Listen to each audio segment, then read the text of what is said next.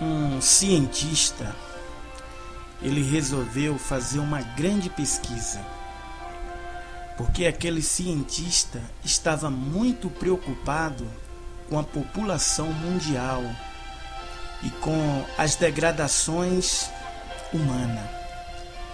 Então aquele cientista, ele resolveu fazer uma pesquisa para consertar o mundo. Então ele se enclausurou em seu laboratório de pesquisa para fazer as suas descobertas de como consertar o mundo. E na sua própria casa ele começou a fazer essa pesquisa. Aí foi que quando o seu filho de 5 anos entrou no seu escritório, juntamente com o seu laboratório que ficava ali na sua própria casa, aí o seu filhinho disse: "O que você está fazendo, papai?" Aí ele disse assim: "Ah, filhinho, eu estou aqui muito ocupado. Eu estou fazendo uma pesquisa para consertar o mundo." Aí o seu pai explicou: "Olha, filhinho, agora papai está muito ocupado e papai está fazendo essa pesquisa para descobrir como consertar o mundo." Aí o seu filhinho, naquele ar de inocência, disse assim: "Ah, papai, deixa eu consertar o mundo junto com você." Aí o seu pai assim olhando: "Puxa, logo agora que meu filhinho vem, vai me atrapalhar." E o seu pai ficou sem jeito, ele não queria ser grosseiro com o seu filho. E ele teve a seguinte ideia: "Ah, é, filhinho? Você vai consertar o mundo junto com o papai?" Aí ele foi ali e tinha um monte de revistas velhas. Aí ele pegou uma revista e folheou, até achou naquela revista um mapa mundial. E ali ele pegou aquele mapa mundi, pegou uma tesoura e recortou todinho, picou todinho, país por país, e fez ali uma espécie de um quebra-cabeça. E o seu filhinho olhando. Aí ele disse: "Pronto, filhinho, aqui está o mundo. O mundo aqui está desconcertado. Agora você vai consertar o mundo." Ou seja, era para o filhinho dele pegar país por país, continente por continente naquele mapa e montar, fazer um quebra-cabeça. Aí o filhinho: "Sim, papai, eu vou consertar o mundo agora." Aí aquele cientista feliz voltou lá para sua pesquisa dentro do seu escritório e disse: "Puxa, tive uma grande ideia. Só assim meu filho vai ficar lá umas 3, 4 horas ocupado com aquele joguinho ali e não vem me atrapalhar." E ele continuou ali no seu microscópio, olhando, pesquisando. Quando não passa nem meia hora, aparece o seu filhinho lá no escritório e diz: "Pronto, papai, já consertei o mundo." Aí o seu pai diz: "Já, filho? Já consertou o mundo tão rápido assim? Como você consertou?" "É, pai, venha ver." E de fato o cientista largou ali sua função e foi ver.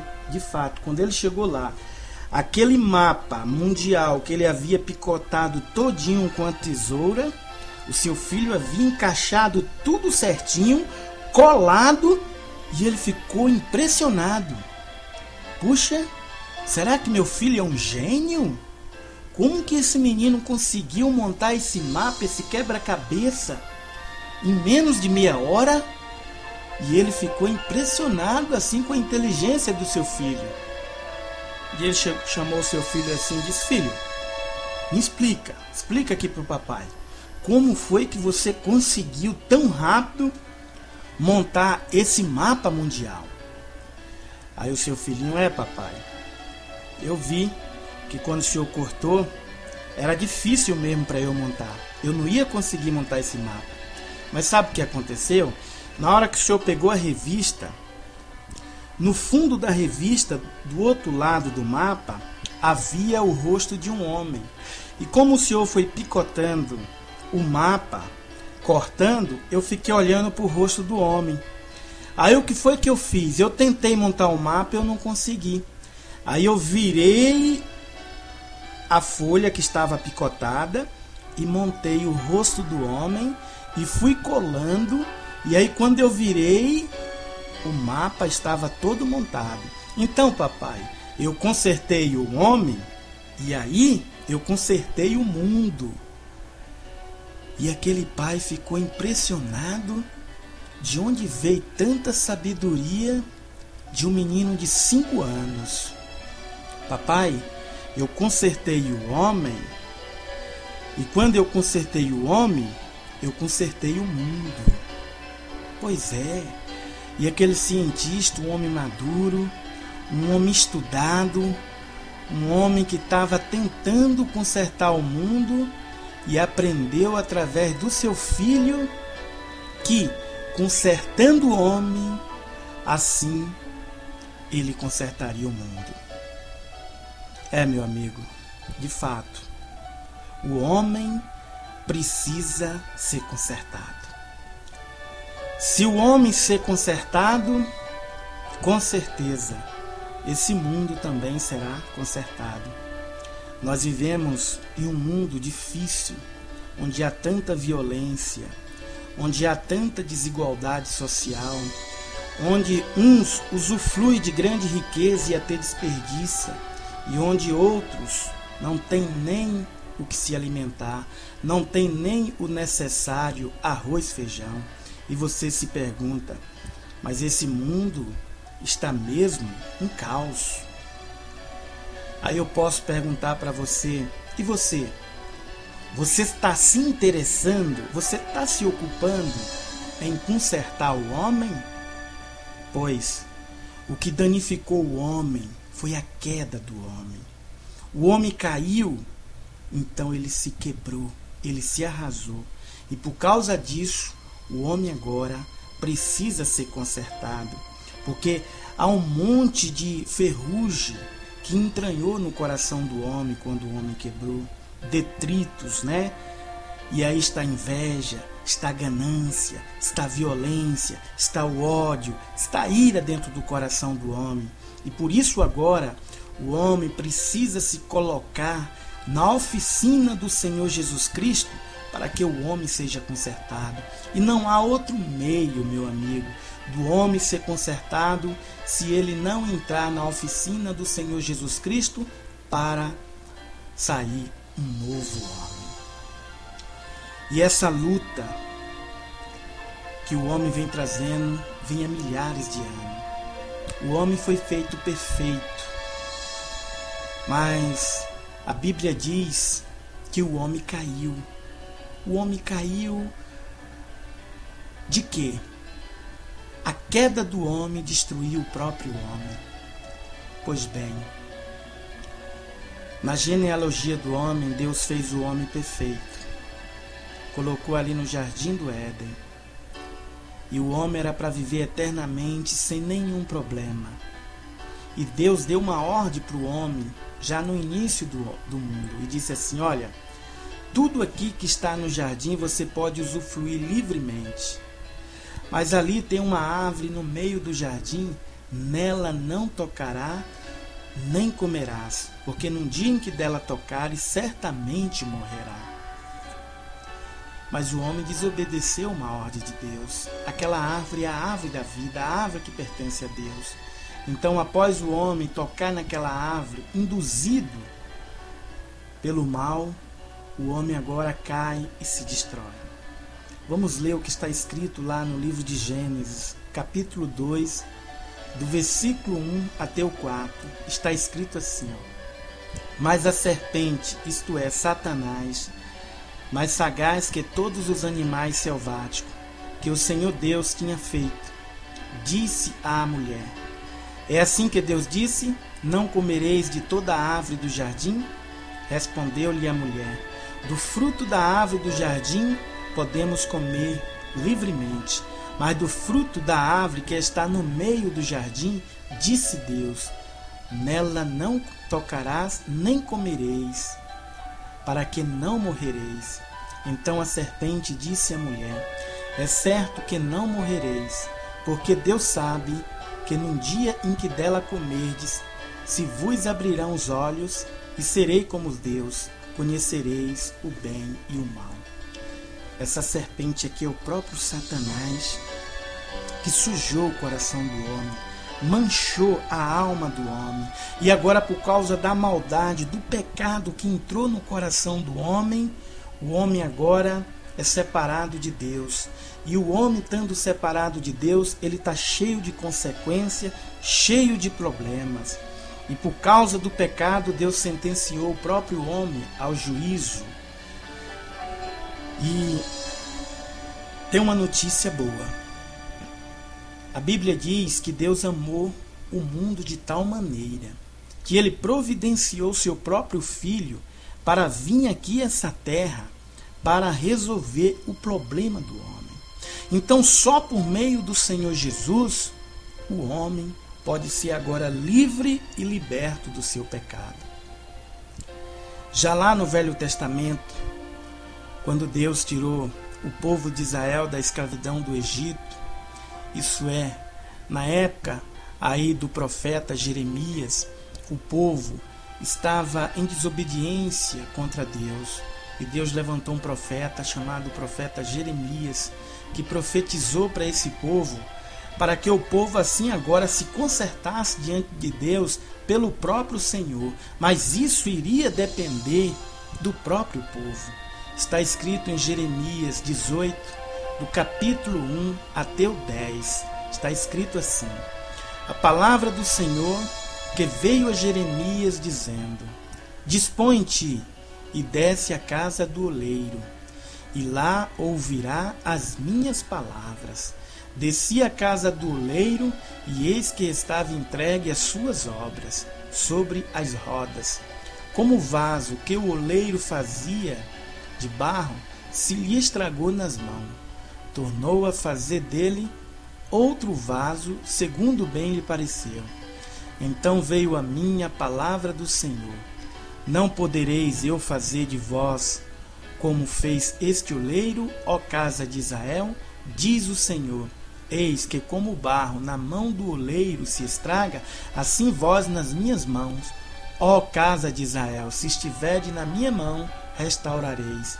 No momento em que eu falar acerca de uma nação ou de um reino, para o arrancar, derribar e destruir, e se tal nação se converter da maldade contra a qual eu falei, também eu me arrependerei do mal que pensava fazer-lhe, e no momento em que eu falar acerca de uma nação ou de um reino, para o edificar e plantar, e se ele fizer o que é mal perante mim e não der ouvido à minha voz, então me arrependerei do bem que houvera ter dito e lhe faria.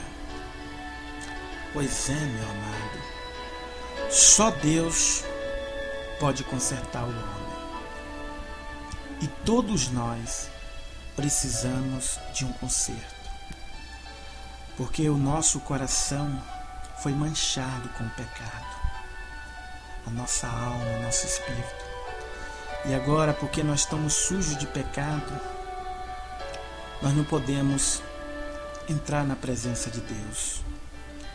Mas se você crê na obra que o Filho de Deus fez, na obra que o Senhor Deus fez, você é consertado, você se torna uma outra pessoa. Já está escrito na primeira carta de João, capítulo 3, versículo 5, diz assim: sabei bem que ele se manifestou para tirar os pecados, e não existe pecado nele. O defeito do homem, a gravidade do homem, o problema do homem é o pecado. É o pecado que destruiu o homem. É o pecado que é a causa de que traz toda a consequência para a vida do homem. As doenças, a morte. E essa morte é a separação eterna de Deus e do homem. E quando o homem caiu, ele se destruiu, porque ele caiu e se machucou. E o pecado ficou alojado no homem. Mas Deus, Ele enviou o seu próprio Filho aqui a essa terra, o único que poderia vir aqui e resolver o problema do pecado. Porque como está escrito, que nós lemos agora, na primeira carta de João, capítulo 3, 5, Ele se manifestou para tirar o pecado. E quando o pecado é tirado do teu coração, todos os teus defeitos sumirão de você. E quando você nasce de novo, crendo no Evangelho da água e do Espírito, você se torna uma nova pessoa. Você não é mais a velha pessoa. A velha pessoa é cheio de defeito, é cheio de problema. Mas quando você nasce da água e nasce do Espírito, você nasce uma outra pessoa agora nova, sem defeito e com prazo indeterminado de ter defeito, porque no reino de Deus nunca você terá defeito. Mas para isso, meu amado, você precisa crer na obra que o Senhor Jesus fez. Essa obra, as religiões negam. As religiões te ensinam para você se consertar a si próprio, se autoconsertar. Mas se nós nos autoconsertarmos, nós vamos nos tornar quebrar de novo. Então é preciso nós comparecermos diante do Senhor Jesus Cristo e solicitar dele o conserto. E esse conserto, meu amigo, foi há 2000 anos atrás. Esse conserto foi a limpeza do nosso pecado. Ele tirou toda a raiz amarga, todas as trevas que havia no nosso coração. E o Senhor Jesus, aos 30 anos de idade, ele oferece o seu corpo a João Batista. E João batiza Jesus, cumprindo a justiça de Deus. E ali Jesus, ao ser batizado aos 30 anos de idade, ele aceita sobre ele mesmo toda a nossa culpa, todo o nosso pecado. É nessa verdade que nós devemos crer. É por isso que Jesus diz para um religioso: você tem que nascer da água. Nós temos que crer que Jesus, nas águas do Rio Jordão, ele ali lavou todos os nossos pecados. E Jesus, ao ser imergido nas águas do Rio Jordão, ele aceita sobre ele mesmo toda a nossa culpa, toda a nossa iniquidade. Jesus caminha com o nosso pecado, com os nossos problemas, que é a iniquidade. E na cruz do Calvário, ele é julgado pelos nossos pecados. Ele derrama o seu sangue em juízo, porque ele nos purificou dos nossos pecados. Mas para isso, meu amigo, você precisa crer que a obra que Jesus fez foi para tirar o nosso pecado. Não adianta nós querermos resolver o problema mundial, resolver o problema do homem sem crer no Senhor Jesus. E Ele já fez essa obra. Não adianta também você querer resolver o teu problema de pecado dando ordem para Deus, fazendo oração de arrependimento diariamente. Porque no livro de Hebreus, capítulo 9, 28, diz que de um único sacrifício Jesus já levou sobre ele todos os nossos pecados. E não resta mais fazer sacrifício pelo pecado. Então, você fazer oração de arrependimento é mesmo que dar ordem para Deus. E Deus, ele já providenciou a nossa purificação por meio da obra que o Senhor Jesus fez há 2000 anos atrás. E agora, meu amado, o que é que você precisa fazer?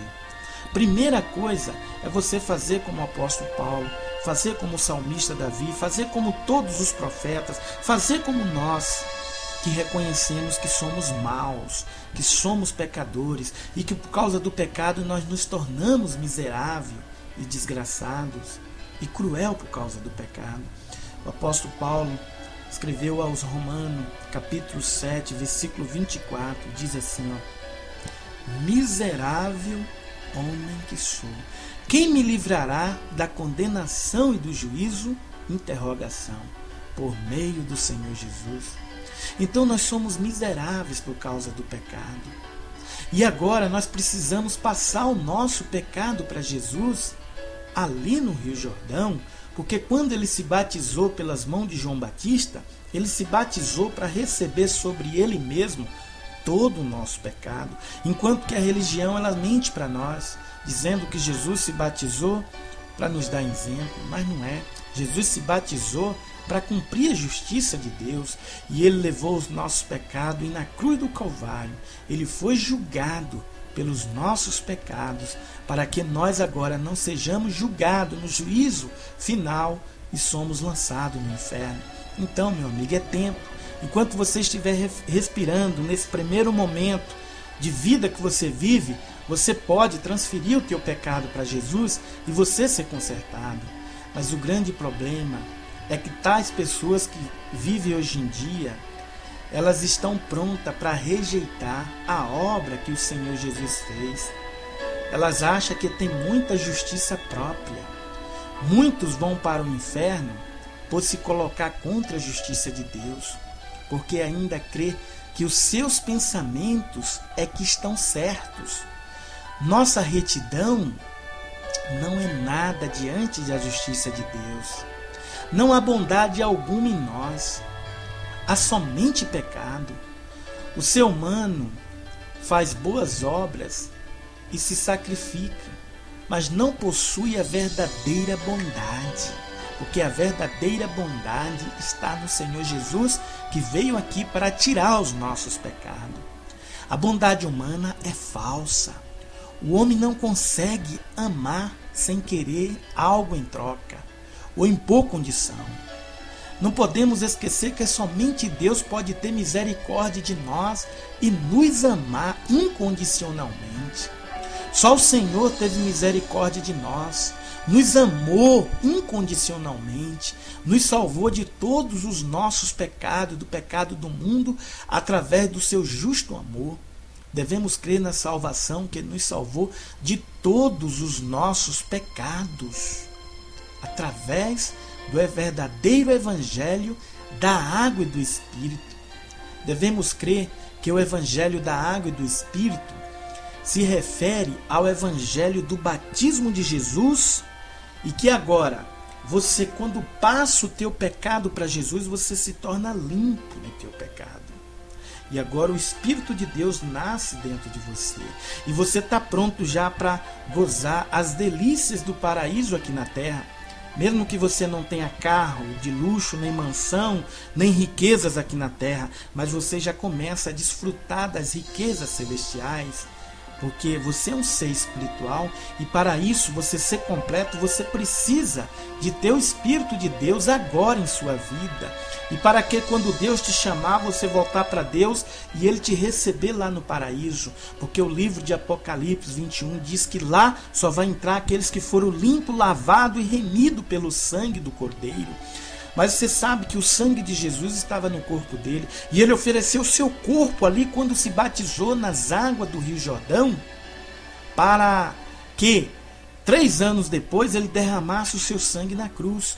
Então, não vamos de jeito nenhum rejeitar de crer no batismo de Jesus.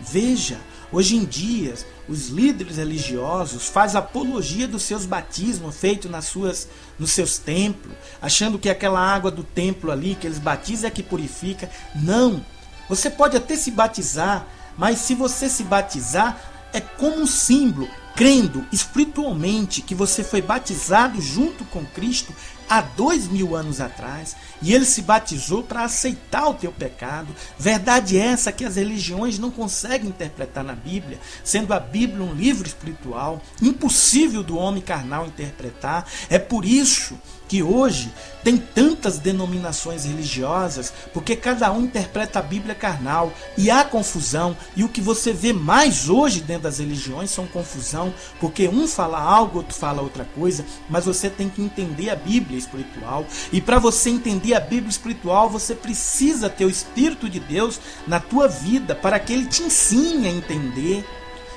Você vê que o eunuco ia viajando naquele carro, ele com a Bíblia na mão, lendo, mas não entendia nada. Precisou alguém espiritual, que tinha o Espírito de Deus, ensinar para o eunuco. E o eunuco creu. Então ele se batizou naquelas águas ali, porque ele já tinha crido que no batismo de Jesus, Jesus já tinha purificado o seu pecado, e você só vai receber o Espírito de Deus em sua vida no dia que você tirar o pecado do teu coração pela fé e passar o teu pecado para Jesus. Uma pessoa nunca pode ter a graça da remissão, ou seja, da limpeza de pecado, se não crê na obra que o Senhor Jesus Cristo realizou.